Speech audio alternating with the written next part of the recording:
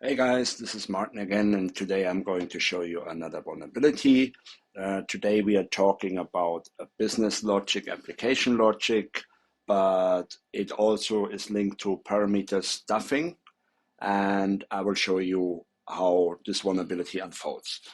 As you can see here, we have like our doctors in our portal. So I'm logged in as an administrator here, where I can basically modify any of these doctors, right?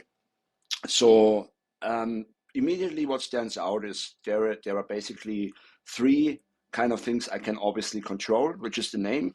So I can rename her to Anna, for example, and then I say like, this is a test, this, or just this, or hello, okay? And then I can set the availability status of that doctor, like bookable or not bookable and stuff like that, right? So I save the information. And if I refresh the page, you will see I have changed it. And this is basically, she's now bookable and the description says hello and the name is Anna, right? So if I go back and try to modify them again, right? So I go in here, say modify doctor.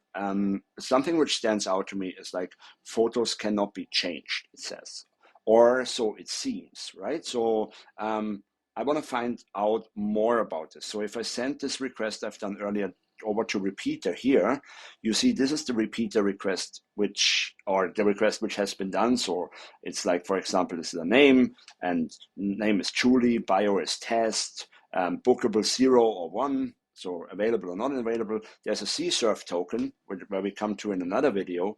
And then there's also a hidden parameter called photo URL. Okay, so this is interesting. This is something I didn't see from the web front end. So in the UI, I don't have the possibility to change the photo, right? But what happens here if I actually start modifying this and say like, I want to give this person another picture, and then I resend the request. Let me do this. So it says like success, your doctor has been successfully modified.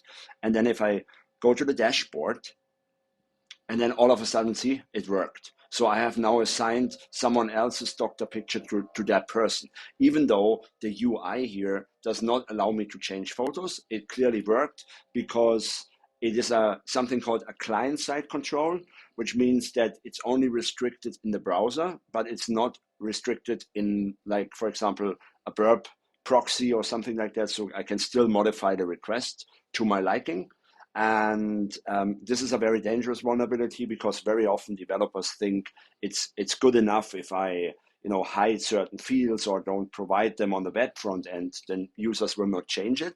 But if the request is actually going through the wire, as you have seen in Burp here, so that there is actually like a photo URL parameter, then you're free to control this. This can lead to all kinds of other vulnerability classes, like for example, SSRF, server-side request forgery, where you then can read local files, for example, or you can load images from external sources. You can introduce cross-site scripting payloads and all kinds of things. But this was just a small video to explain you what can go wrong with client-side controls. I hope that makes sense, and I see you in the next video. Thank you.